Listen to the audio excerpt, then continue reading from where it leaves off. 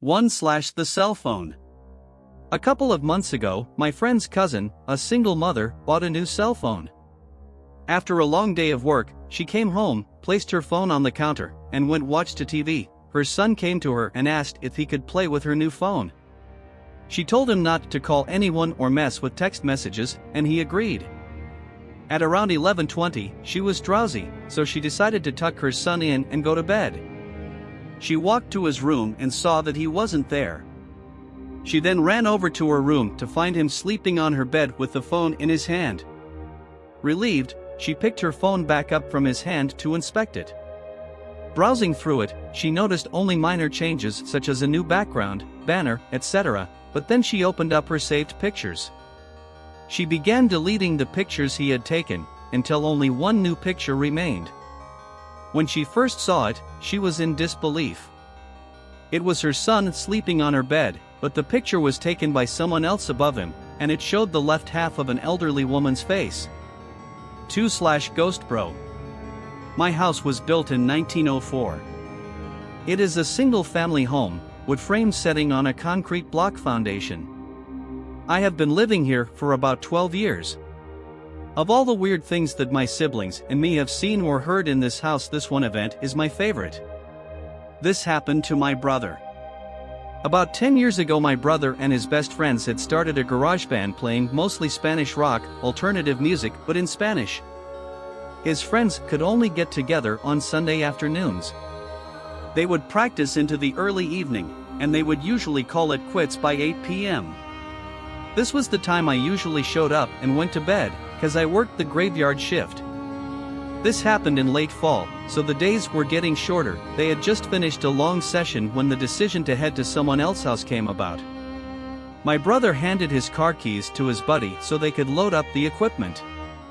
Everyone had filed out of the basement, but the tricky part was that they needed to walk all the way to the back of the basement, up the back stairs, through the kitchen doorway, down the hall into the living room and out into the front porch. Everyone was outside sitting in my brother's truck waiting for him. My brother was walking up the back stairs when he remembered that he had left his pancakes in a to-go container sitting on a speaker in the basement. He made the decision to go back. Now the basement is not clean, with full sight lines. There had been partitions made, and the boiler and main heating unit are right smack in the middle. So after my brother walks back, he is about to retrieve his food container, when out of the corner of his eye he sees it. It is a shadowy figure, right at his peripheral vision. This feeling of dread and uneasiness washed over my brother. We had been taught that if you are in the presence of a spirit or ghost and you felt a bad vibe, to say quick prayer or to cuss at it. My brother chose the latter. He basically just told it, "Hey, fuck you, I don't have time for this shit." My brother started to walk to the back of the basement and briskly up the stairs, closing doors and turning off lights as he was walking out. The last light switch is on the opposite side of the front door. Luckily the door was open and the light from the street lamp was flooding the living room with its amber light. My brother said he felt something at his back, but at no point did he turn around. As he flicked the last switch, the living room went dark, as did rest of the house. As he stepped out, he pulled on the door, closing it behind him. Still holding his food container in one hand, he jogged down the few porch steps. He walked towards the front gate. Our house resides far from the main street, essentially having a large front yard but no rear garage. As he closed the gap between himself and his friend laden truck, he kind of smiled and thought things over in his head, mad at himself for spooking out when there was no reason. He climbed into the driver's side of the truck, putting on his seatbelt and getting ready to pull out of the parking spot directly in front of the house, when one of his friends asked, "Hey, wait, what about your brother? Isn't he coming with us?" My brother answered, "What do you mean? He went to work early tonight, he is already gone. Do you see his car anywhere?" The next question they asked, "So then, who was walking behind you when you were leaving the house?" 3. The Rocking Horse. One night, when I was maybe 10 to 12, I had trouble falling asleep. My bedroom was the entire top floor of our house, with my bed and such being on the left side and storage closets and a play area being on the right. I was lying in bed when I heard a noise from the other side of the room and see a rocking horse begin to rock.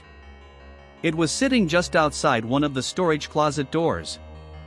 It proceeded to rock its way halfway across the room and stopped dead under the ceiling light. At this point I was freaking out and just buried my head under my blankets and never peeked out again until morning. It was all confirmed to not be a dream, as the rocking horse was still in the middle of my room when I woke up. Furthermore, I got a stern reprimand from my parents for being up out of bed playing with my toys well past my bedtime. Their bedroom was directly below the storage closet/play area and had heard the creaking of the rocking horse shuffling across the room. The following. My older sister has a ghost that's followed her around for years. I lived with her once for about 3 months, and so much weird stuff happened in that time. All my sister would say to me when I mentioned it was that her ghost didn't like me being there. Things like going to bed with everything locked up and switched off and waking up in the morning with the back door open, lights on and the kettle switched on. One night my sister and I were getting ready to go out and I'd asked to borrow her liquid foundation. I used it and put it back where she kept her makeup. 10 minutes later she's asking me for it and it was nowhere to be seen. She accused me of taking it and made me buy her a new one and refused to listen to my side of the story. About a year or so later, when she was packing to move to a new house, she found the makeup in a shoebox with some old letters. The shoebox was in a zipped-up suitcase that was underneath her bed. But probably the most scared I ever felt was one afternoon when I was the only one in the house, which never happened as for other people lived there. I'd arrived home from work and headed straight to the bathroom. All the doors/windows etc. were closed. I was standing in the bathroom and started squeezing a pimple on my chin when a female voice in the hall said, "Stop picking your zits." It was loud enough and sounded real enough, and at the time I thought it was my sister. So I laughed, told her to fuck off and asked what she was doing for dinner. No answer. I stuck my head out into the hall. No one there. I searched the house top to bottom and there was no one home. I sat out on the front porch until someone else got home because I didn't want to be in there alone. 5/The Whispers. This is a story I do not often tell. I promise, sincerely, that this has scarred me for life, and although I have looked into psychological explanations for what I heard and natural explanations for what occurred, they remain unsatisfactory. When I was a child, I was scared of the dark. I swore to my mother I heard voices in it. They were not evil, but they were not familiar, and so they scared me. It was not uncommon in the middle of the night for me to wake up and hear whispers, as I would call them when asking my mom. She figured they were just bumps in the night and typical kids' nightmare material. I tried often to explain to her that it was more than that they sounded different from one another the way people's voices do. On some nights I would get so scared from these whispers that I would sleep in my mom's bed with her. It was an added bonus that the bathroom was directly outside of her bedroom door for my late-night tinkles. I should add at this point that when walking out into the hall to go to the bathroom, you look directly down the stairs that would lead you into my living room on the first floor, as my mom's bedroom was on the second floor. On one such night, around Christmas, I awoke and felt the need to relieve myself. I walked out from the door and distinctly heard the phrase "look," and to my astonishment, a red light, almost like a spotlight, was cast upon the wall at the very bottom of the stairs. The light had no other source, it was by itself, and I was transfixed by it. Being a little kid, and it only being a few days from Christmas, I knew what this light was. It was Santa. How else could he get into my house to know I was being a good boy? I was so excited I began walking down the stairs to greet him, picking up my pace after the second step as it began to creep off the wall and fade into the darkness in my living room. That's when I heard him. A very strong, masculine voice. Different from the first. Not at all like my father's, not to say he isn't masculine, it was just distinctly different. It said, "Stop. Right now. Go back up those stairs." I listened, turned around, and what happened next I am not sure I would believe if someone had told me the same story. After reaching the top of the stairs, I heard a very loud crash that sent me running back to my mother's bed, where I jumped straight under the covers and stayed there the whole night. When we awoke the next morning, the poinsettia lights, little Christmas flower lights that glowed red, my mother had put on the railing down the stairs were pulled straight down to the bottom of the stairs, some broken from what seemed like a forceful tear, laying in a single pile. The dry sink in my living room had fallen from the wall. My mother could not explain it. My father was worried we had been the victims of a home invasion. My sister was crying. There was nothing missing, nobody had broken in, there did not seem to be any reason this had happened. And then I saw it, and I kept quiet about it because I was so afraid that I could not force words out of my mouth. There, on the edge of the wooden dry sink which had been facing up, were 3 indentations where the finish on the wood had been worn, almost as if in a forceful grip. Something down there had grabbed it and threw it down. That was what the bang was. I was mortified. After that day I never heard a single voice again. I do not like to imagine what was waiting downstairs for me that night, if it was anything at all, but I can tell you that the reality was that something had physically acted upon 2 things in my house near the bottom of that stairwell. After this, I had never heard another whisper again. Which is sad, because in some ways I would have liked to thank the man, masculine energy, that had stopped me from going down those stairs. This happened when I was 7. I am 20 years old now, and because of this incident I am still afraid of the dark. Especially shadowy stairwells. 6. The grandfather. My grandfather told me this story about how one time he was sitting in a chair in front of the house, when he heard his wife repeatedly calling him from inside the house. The thing is, my grandmother passed away a few years before that. But he told me that the voice was so pressing that he actually got up to look inside the house, and as soon as he got inside he heard a loud crash behind him and turned around to see that the chair he has been sitting in moments ago had been crushed by the cast iron gutter that fell on it. If he hadn't come inside the house, he would have probably been seriously injured. I don't know if it's paranormal or not, but every time I think about it, it sends chills down my spine. 7. The crib shadow. I was babysitting my niece once while I was staying at my brother's place, and they had the baby camera set up so I could see her on the little TV it came with. I was studying and started dozing off when I heard some whispering and realized it was coming from the monitor.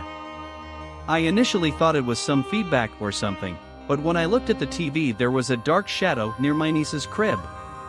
I have never been more terrified in my life, but the shadow was clearly there where it had not been before.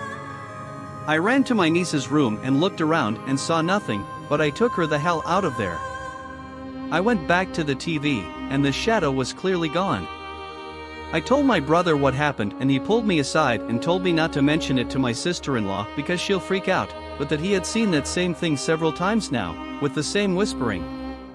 They stayed in that house for about 4 more years, and when my niece was just learning to talk she would tell her mom about her special friend.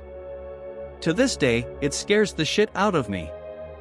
When they moved out, my brother told me my niece had become inconsolably sad because she would miss her friend. Her mom would tell her she could bring him along, but all she would say was that he couldn't leave the house. We have never to this day told her about that damn shadow, and she apparently never saw it. 8. The shadow. I didn't know that's what it was called until much later. I was living in a house in Laguna Beach that had been there since the 1920s. In its history, it had been a speakeasy, a brothel and a house for smuggling illegal immigrants. One day, my new wife and I were having an argument. I can't even recall what it was about. She walked down the block to get a cup of coffee and cool off, and I was alone in the house. The way the place was built was incredibly haphazard. There was a bedroom and living room on one side, then a bathroom with 2 entrances. On the other side of the bathroom was a hallway that had windows in one side and 2 bedrooms on the other. From my bedroom, I could look across the hall into the bathroom, then through the bathroom and down the other hall. I was standing at my dresser, and I just noticed movement out the corner of my eye, and looked down there. There was, and honest to God, this gives me goosebumps just typing it, 17 years later, a black figure. It was maybe 3 feet tall, and it was only vaguely humanoid. It looked like black scribbles, like someone had scribbled a human shape, but the scribbles moved, like electricity arcing, that's the best way to describe it. There was no sound that I could remember. I distinctly remember when I saw it I wasn't afraid, just like, WTF. Then it noticed me looking at it. I can't say it turned around, it just focused on me, I guess. Then I was scared. I didn't move, didn't scream, nothing, I was just frozen, because it just fucking came at me. It rushed down the hall towards me. I have no idea what it intended, but as soon as it entered the bathroom, the door closest to me just slammed shut on it. I screamed. I yelled for my wife. She wasn't home. I went the fuck outside, into the daylight, and didn't go back in until she got home about 10 minutes later. I don't believe in ghosts. I don't believe I saw something supernatural, but I know I saw something. I don't know what it was. 9/The princess. How did the princess take control of our message board, if only for a few seconds? It didn't make any sense.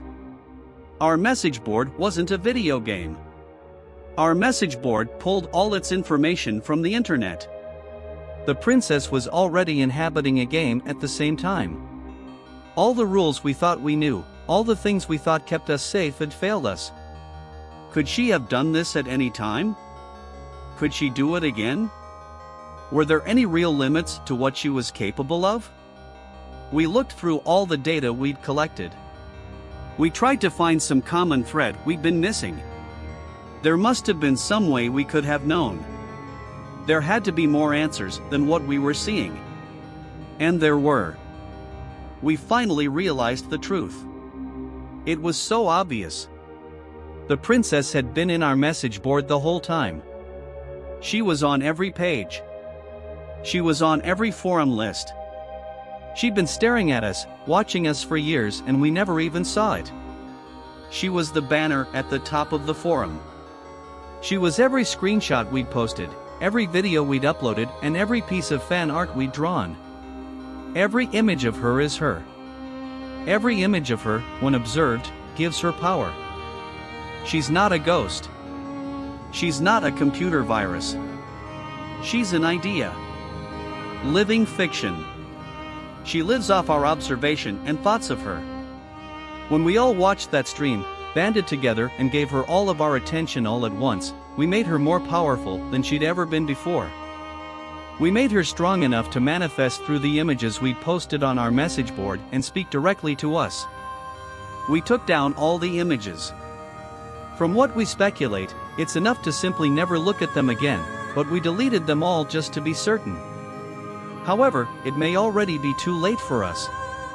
I've been losing contact with other members of the society. I can't tell if something's happened to them or if they've simply gone into hiding, but at this point only a fool wouldn't consider the worst-case scenario. I'm not completely heartless. I know she's fighting for her survival, now. For her, being forgotten is death. She does what she does in the hopes of keeping her memory alive. To that end, perhaps my telling her story to the world is a small act of mercy. Maybe the thoughts I've lent her will ease her pain somewhat. I don't know, but either way that isn't why I wrote all this. What I've told you could put you in great danger, but it could also save your life. You're a target now, and in the months and years ahead she may well come for you, but I've also given you all the knowledge you need to keep yourself safe. Do not try to fight her. Do not try to talk to her. Do not try to outsmart or trap her. Don't investigate. Don't try to understand. Don't try to be a hero. Don't try to be her savior. It is my sincere hope that I've given you all the answers you want, so you won't make our mistake and try to investigate further. There is one and only one thing you need to do to be safe. If you see her, turn off the game. The satellite images. A friend of mine showed me how to use Google Maps. I'm sure you've seen it. It lets you use satellite images to look at locations all over the world. A few years ago, I was in a car accident. Since then, I really don't leave the house that often. It's difficult, and the idea of seeing a car drive by me makes me feel lightheaded. I was fascinated by the fact that I could see all over the world, almost like being there. I could virtually walk down the streets, and it almost felt like I was really there. I became instantly hooked. It gave me a real eye on the world. I could go to almost any major city, and I did. I'd seen streets in China, Japan, Germany, and England, so many places. I'd even gone to tourist attractions like the Great Barrier Reef and Dracula's Castle. My favorite was to go to random places in major cities and see how many people and animals I could find. The faces of the people were always blurred to protect their privacy, but it was still enjoyable to see them out there, enjoying their life, walking like it was no big deal. She must have good taste, I laughed. I zoomed in closer and noticed the gray bag she carried on a gray and purple shoulder strap. She was walking in a relaxed manner, one hand trailing the wall beside her. I bet if I could have seen her face, I would see that she was smiling. I began to feel a little sad. I let my hands fall onto the arms of my wheelchair and looked at her for a minute more. I wished that I could be there, walking so carefree with her. That wouldn't happen though, until I died. I was stuck in this chair. I sighed and zoomed out of Tokyo. Enough of this for tonight. I turned off the computer and went to bed. I got up early and decided to look around Paris. Paris was always fun. I liked the look of the city, with all of the old, beautiful buildings and so many people to watch. I randomly zoomed to an area and saw a street, lined with old brick buildings, a few small shops, and an old tan brick church. Ahead was an intersection, and dozens of people walked by. A balding businessman walked quickly past, looking back at an old woman, hair covered with a scarf, carrying a large purse. A curvy woman in black pants that were too tight stared into a store window, and two women led a group of small children around a corner. I spun the view around a few more times, and then saw something peculiar. Sitting on the bench at the bus stop were two people. One of them was a young woman with her feet stuck in front of her in a relaxed manner. She was wearing a pair of red sneakers, like my own. I was startled for a moment as I noticed the black pants, white t-shirt, and black hooded jacket. Her dark brown hair was tied loosely behind her head. A gray bag sat on the bench beside her, the shoulder strap hooked over her shoulder. This is crazy, I thought. It can't possibly be the same woman. This is a different country, different continent even. How could it be her? This was stupid. It wasn't as if these were live photographs. They were taken ahead of time and then stored. It's not like she was in two places at once. She could just be a traveler. Besides, without seeing her face, it was impossible to tell it was the same person. Brown hair was probably the most common hair color in the world. Those red sneakers were something I purchased online. I'm sure a million other people did too. I shook my head and went to fix some lunch. When I got back online, I decided to look at Berlin.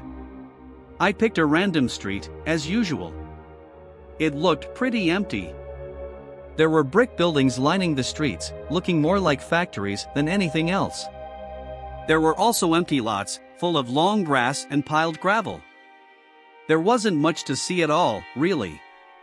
There was a line of motorbikes and a car with two German flags sticking up from it. After more searching, I found one kid. He looked like he was dressed for school, a jacket thrown over his bag. He was intently looking at some kind of mobile device. I was disappointed. I started to leave, but then I caught something out of the corner of my eye.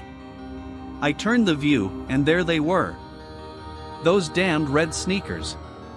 She was standing on a street corner, next to some kind of signpost. She had a hand on the post, looking down the street, as if waiting to cross the street. I stared, in shock. How could she be there too? Even if she was traveling, there's no way I would find her every time.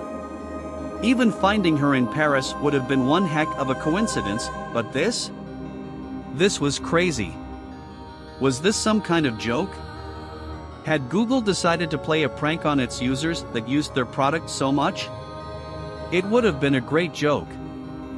I did a quick search, looking for a note about a woman that shows up like Waldo. There was nothing. I looked through articles on strange things you can see on Google Maps, but none of them mentioned the woman that travels the world with you. This was crazy. Had my self-imposed isolation driven me mad? Had I become so lonely that I created a hallucination for myself? Leaving the Berlin image on my screen, I sent a text message to a friend, asking him to look at the locations. I asked him if he saw the same woman. Then I waited, hands sweating, heart thumping in my chest. I jumped when my phone beeped with a return text message 10 minutes later. The text read, "I see the lady you're talking about in Berlin. I didn't see her in Paris or Tokyo. Is this some kind of game, or what? Are you okay?" I didn't respond, instead returning to the locations in Tokyo and Paris. There she was. She was there, but it was different. She no longer sat on the bus stop bench in Paris. She was standing in front of it, looking for something in her bag. In Tokyo, she was blocks away, squatting down to pet that calico cat. I shivered. Who was she? What was happening? I switched the map to Brussels. It was another city street. It was lined with old-looking buildings, with shops on the ground level, and what I guessed was apartments above. I quickly scanned the streets. They were empty, other than a stocky woman in a bright blue sweater. I did a second sweep. She wasn't there. I sighed in relief. I couldn't believe I was getting so worked up about this. It was nothing but a coincidence. I stopped, my eyes frozen on the screen. There was a building at the point of a fork in the road, white with a black ironwork framed balcony jutting from the second floor. I hadn't seen her, as I had been looking at the sidewalks. There she stood, standing on the balcony, her head tilted in the direction of the camera, almost like she was coyly looking toward me. My breath caught in my throat. I switched to Sydney. She was leaning against the wall, inside the doorway of a bright blue Carrick's pharmacy building. London showed her getting ready to step onto a red double-decker bus, her head turned to look over her shoulder. She was everywhere I looked. She stood on a brick sidewalk on a bridge in Venice, she walked across a yellow-barred crosswalk in Zurich, and in Hong Kong, and she stood between a Wing Lung Bank and a McDonald's adjusting the strap on her bag.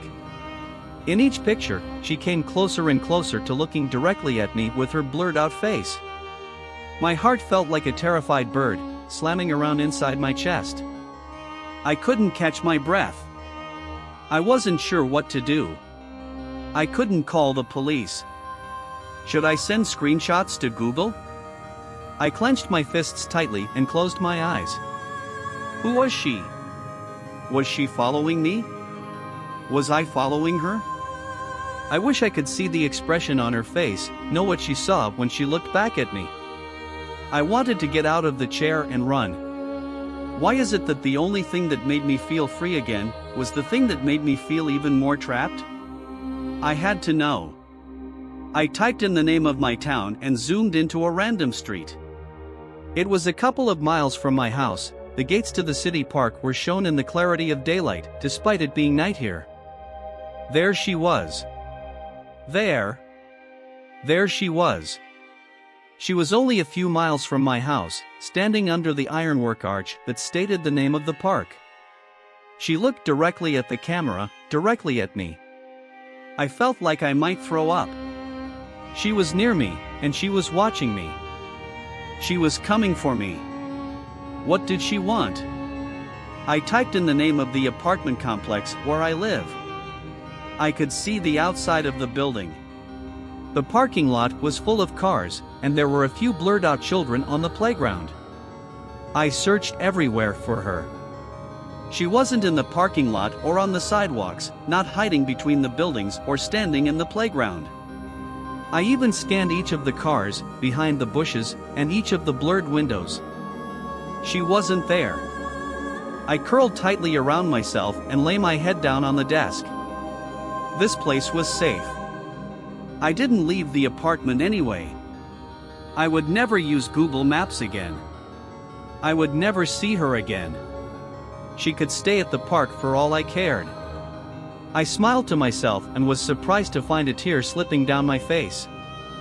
"I'm safe," I said to myself in a whisper. It felt good to hear it out loud. "I'm safe." As I said it, there was a knock at the door. A chill ran down my spine. I had a camera hooked to my computer that showed who was at the front door, which made it easier for me, with my mobility issues. I slowly reached for the control to show myself who was outside, but my hand trembled furiously. As I touched the control, I realized my mistake. The last of Google's images that I'd seen had only shown the outside of the building. Just the outside. I looked at the screen and saw a woman in a white t-shirt, black pants, black hooded jacket, and carrying a gray bag with a purple and gray striped shoulder strap. Of course, there were those red sneakers. She looked directly at the camera, her face still a complete blur. As I tried to stifle a scream, she raised a hand and knocked loudly on my front door.